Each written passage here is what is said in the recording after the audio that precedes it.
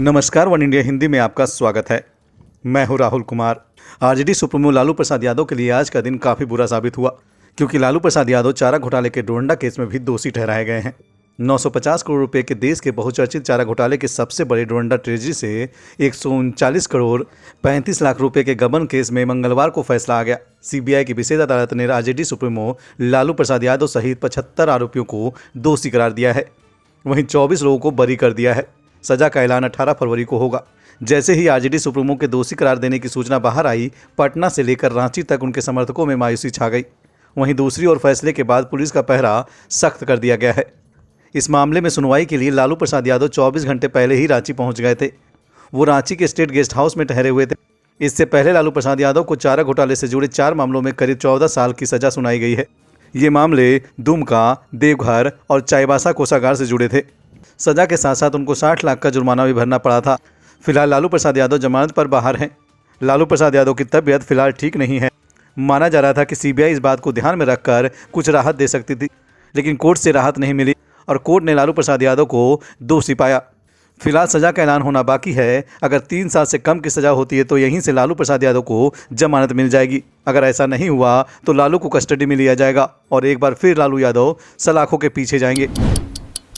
Underworld don Dawood Ibrahim और उससे जुड़े करीबियों के ठिकानों पर आज ईडी ने रेड मारी। खबर है कि ईडी ने करीब ऐसे 10 ठिकानों पर मुंबई में छापा मारा है। एनआईए से मिली जानकारी के बाद ईडी ने यह कार्रवाई की। जानकारी है कि 15 दिन पहले एनआईए ने दाऊद इब्राहिम के खिलाफ एफआईआर दर्ज की थी, जिसके आधार पर ईडी ने कुछ इनपुट जुटाए। ईडी ने जो इनपुट जुटाए हैं वो हवाला, मनी लॉन्ड्रिंग, ड्रग ट्रैफिकिंग से जुड़े हैं। इसी के मद्देनजर ईडी की टीम दाऊद के करीबियों और साथियों के ठिकानों पर छापेमारी कर रही है। ईडी के अधिकारियों ने दाऊद इब्राहिम की बहन हसीना पारकर के मुंबई स्थित आवास पर भी छापेमारी की। हसीना पारकर की पहले ही मौत हो चुकी है। ईडी सूत्रों के मुताबिक अंडरवर्ल्ड के कुछ भगौड़े और राजनेता भी उनके रडार पर हैं। इसलिए ईडी उन सभी ठिकानों पर रेड मार रहा है जो दाऊद और उसके गुर्गों से जुड़ा है। माना जाता है कि 1993 के मुंबई ब्लास्ट के आरोपी दाऊद इब्राहिम ने 1980 के दशक में भारत से भागकर एक विशाल व्यापारिक साम्राज्य स्थापित किया है। पिछले महीने भारत ने अंडरवर्ल्ड डॉन दाऊद इब्राहिम के संभवतः पाकिस्तान में होने का परोक्ष जिक्र करते हुए संयुक्त राष्ट्र में कहा था कि 1993 के मुंबई बम धमाकों के जिम्मेदार अपराधियों को न केवल सरकारी संरक्षण दिया गया, बल्कि उन्होंने एक 5 सितारा होटल में आतिथ्य सत्कार का भी आनंद लिया। यूक्रेन और रूस का विवाद अब चरम पर पहुंच चुका है। यूक्रेन के राष्ट्रपति क्लोडमिर जेलेंस्की ने सोशल मीडिया पोस्ट में 16 फरवरी को रूसी आक्रमण की घोषणा की है। रिपोर्ट्स के मुताबिक रूस ने यूक्रेन को 3 तरफ से घेर लिया है। वहीं अमेरिका और ब्रिटेन समेत नाटो देशों ने भी यूक्रेन की मदद के लिए सैन्य सामग्री भेजनी शुरू कर दी है।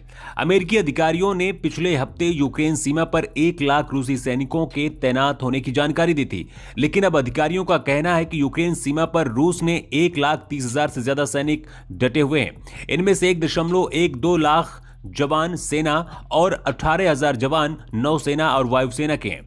इसी बीच CNN की रिपोर्ट बताती है कि रूस ने यूक्रेन को 3 तरफ से घेर लिया है, जिसमें से दक्षिण में क्रीमिया और उत्तर में बेलारूस की ओर से घेरा गया है। वहीं रूस ने यूक्रेन के साथ लगती सीमा पर भी सैनिक तैनात कर दिए हैं। अमेरिकी रिपोर्ट के अनुसार रूस यूक्रेन पर कभी भी हमला कर सकता है।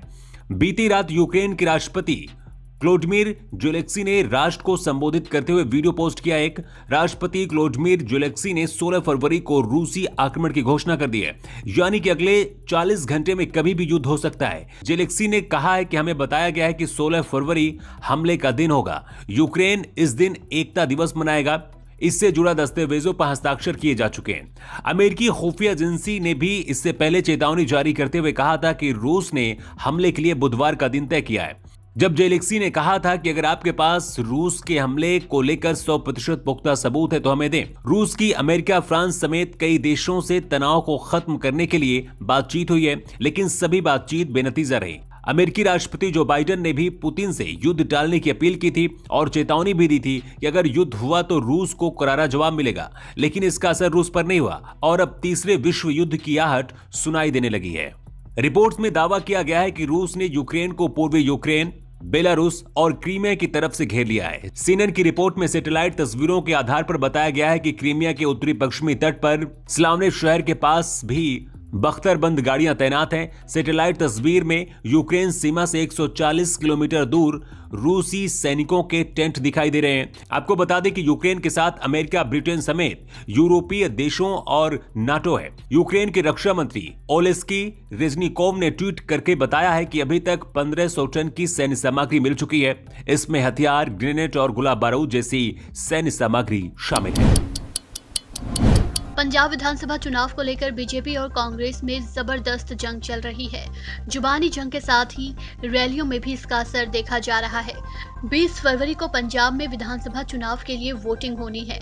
इसी बीच प्रधानमंत्री नरेंद्र मोदी के पंजाब दौरे पर राजनीतिक हलचल मच गई है। पंजाब के सीएम चरणजीत सिंह चन्नी ने आरोप लगाया है कि वो कांग्रेस नेता राहुल गांधी की रैली में हिस्सा नहीं ले पाए क्योंकि पीएम मोदी की यात्रा के कारण उनके हेलीकॉप्टर को उड़ान भरने की इजाजत नहीं दी गई। इस पर रिएक्शन देते हुए सीएम चन्नी ने अब कहा कि एक सूबे के मुख्यमंत्री के साथ ये व्यवहार गलत है। खैर, जितने भी तू कर ले सितम, हंस हंस कर सहेंगे हम। एबीपी से बातचीत के दौरान सीएम चन्नी ने कहा कि आज मुझे उड़ने से रोक दिया गया, पूरे दिन मुझे प्रचार नहीं करने दिया गया क्योंकि प्रधानमंत्री का कार्यक्रम था। क्या मैं आतंकवादी हूँ? अगर मैं फिरोजपुर में किसानों पर लाठी चला देता तो सब ठीक रहता। प्रधानमंत्री ने खुद 2014 का जिक्र किया जब उन्हें इजाजत नहीं दी गई थी। ये सब मुझे रोकने के लिए किया जा रहा है। चन्नी के मुताबिक पीएम के जालंधर जाने की वजह से उनके हेलीकॉप्टर को 1 घंटे से ज्यादा समय तक का इंतजार करना पड़ा क्योंकि पीएम के दौरे के चलते राज्य में नो फ्लाई जोन लागू किया गया था। बाद में चन्नी होशियारपुर नहीं जाने की वजह से वापस लौट गए। इस मामले में भाजपा नेताओं का कहना है कि ये पीएम की सुरक्षा का मामला है, सीएम को इस पर सियासत नहीं करनी चाहिए। इधर जालंधर रैली में प्रधानमंत्री नरेंद्र मोदी ने 2014 की एक घटना का जिक्र किया। उन्होंने कहा कि जब वो गुजरात के सीएम थे, पार्टी ने उन्हें पीएम का चेहरा घोषित किया था। तब वो पंजाब के रास्ते पठानकोट जा रहे थे। पठानकोट पहुंचने पर उनका चॉपर रोक दिया गया था क्योंकि उस दिन राहुल गांधी पंजाब में दौरे पर थे, जबकि वो सिर्फ एक सांसद थे। इस वजह से उन्हें हिमाचल प्रदेश में 2 रैलियां रद्द करनी पड़ी थी। पीएम मोदी ने कहा कि राहुल गांधी को सत्ता का इतना घमंड था।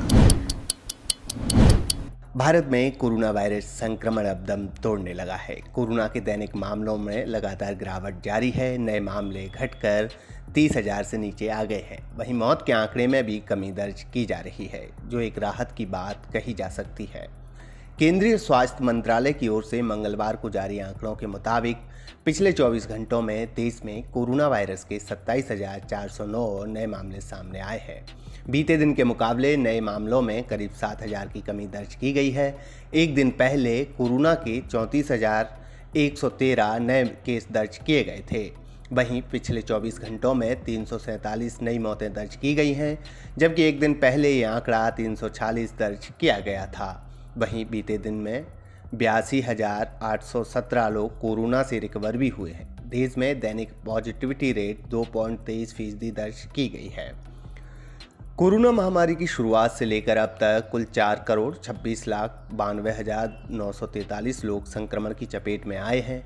इनमें से कुल 5,09,358 लोगों की मौत हो चुकी है, जबकि 4,17,60,458 मरीज रिकवर होने में भी सफल रहे हैं। देश में अब सक्रिय मामले 4,23,127 हैं, जिनका इलाज जारी है। राज्यों की बात करें तो केरल में सबसे ज़्यादा मामले दर्ज किए जा रहे हैं। हालांकि यहां अब तेजी से कोरोना काबू में आने लगा है। केरल में सोमवार को 8,989 नए संक्रमित दर्ज किए गए, जबकि इस दौरान 24,757 मरीज ठीक हुए। वहीं 117 लोगों की कोरोना से मौत हो गई। महाराष्ट्र में सोमवार को कोरोना के 1,966 नए केस मिले। इस दौरान 12 लोगों ने कोरोना से दम तोड़ दिया। वहीं 11,408 मरीजों ने कोरोना को हराया।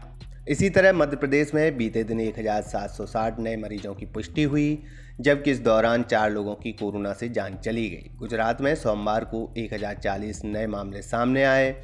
यहाँ 2570 लोग कोरोना से ठीक भी हुए हैं, जबकि 14 लोगों की मौत दर्ज की गई। उत्तर प्रदेश में सोमवार को 1233 नए मामले रिपोर्ट किए गए। यहाँ एक व्यक्ति ने कोरोना से जान गंवा दी। कोरोना के खिलाफ देश में टीकाकरण अभियान भी तेजी से जारी है। 14 फरवरी तक देश भर में 1,73,42,62,440 वैक्सीन की डोज लगाई जा चुकी हैं। बीते दिन देश में 44,68,365 लोगों को वैक्सीन का टीका लगाया गया। इस खबर में फिलहाल इतना ही। तमाम अपडेट के लिए बने रहिए वन इंडिया हिंदी के साथ।